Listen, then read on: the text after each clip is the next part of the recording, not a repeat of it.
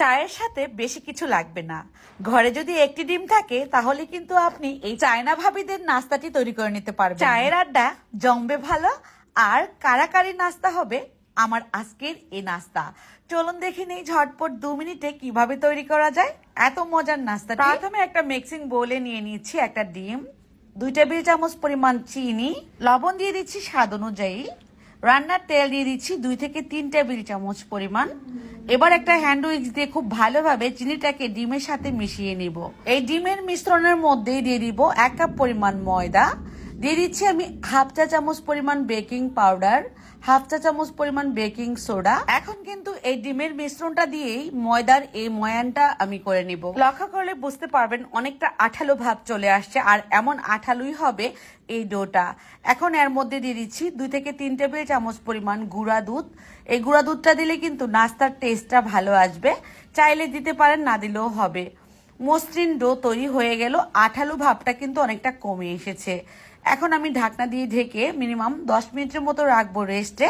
10 minute পর আরো অনেকটা সফট হয়ে যাবে এই ডোটা। তারপর ছোট ছোট লেচি করে নিয়ে আমি শেপগুলো তৈরি করে নিব নাস্তার জন্য। চেষ্টা করবেন সবগুলো একই মাপের হওয়ার জন্য। হাতের তালুতে এভাবে গোল করে নিয়ে তারপর লম্বা শেপ দিয়ে নিচ্ছি।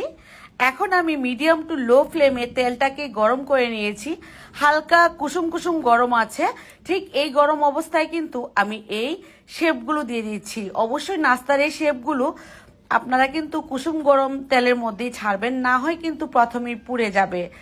যখন আপনি কুসুম গরম তেলে ছাড়বেন আস্তে আস্তে দেখবেন যে নিজে থেকে এই নাস্তাটা ফুলে উপরের দিকে উঠছে। আমার এই নাস্তাগুলো দেখে নিশ্চয়ই বুঝে গেছেন, ফুলে টুইটুম্বুর হয়ে গেল।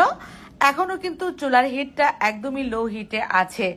লো হিটেই এই নাস্তাটাকে ভেজে নিতে হবে। যখন আমি বুঝবো ভিতর থেকে হয়ে আসছে, মানে পুরোপুরি ফুলে উঠেছে, তখনই চুলার হিট সামান্য একটু বাড়াবো। তাহলে কিন্তু আপনার এটা আস্তে আস্তে হতে থাকবে, সুন্দর একটা কালার আসবে। তো চুলার হিটটাকে অল্প একটু বাড়িয়ে দিলাম আগের থেকে। এখন কিন্তু তেলটা দেখতে পাচ্ছেন গরম হতে শুরু করেছে। ঠিক এমন করে আমাকে এগুলো ভাজতে সময় লাগবে 5 মিনিট। 5 মিনিটের মধ্যে আমাদের এই বালিশ মিষ্টির মতো নাস্তাটা তৈরি হয়ে যাবে। বালিশ মিষ্টিও কিন্তু ফুলে ফুলে এমনই হয়ে যায় যেমনটা নাস্তা আজকে আমি তৈরি করছি। সুন্দর একটা কালার চলে আসছে। এখন আপনার পছন্দ, আপনি কি এমন কালারটাই রাখতে চান হালকা ব্রাউন, নাকি পুরোপুরি সোনালী বর্ণের করে ভেজে নিতে চান? যেমনটা রাখতে চান ঠিক তেমন করেই ভেজে নেবেন। তো আমি সোনালী বর্ণের করে ভেজে নিব। যতটা সুন্দর কালার আসবে এটা সুন্দর একটা ফ্লেভার বের হবে। ভাজা হয়ে গেল, এবার নামিয়ে নিচ্ছি। চায়ের আড্ডায় একটি ডিম দিয়ে এত মজার নাস্তা তৈরি হয়, তাও আবার এতগুলো, সেটা বলে বোঝানো যাবে না। আপনারা কিন্তু ট্রাই করে ফেলবেন। কতটা তুলতুলে নরম, এটা একদমই কেকের মতো লাগে খেতে। তো কেমন লাগলো রেসিপি কমেন্টে লিখে জানাবেন। সবাই ভালো থাকবেন। আজ বিদায়, আল্লাহ হাফেজ।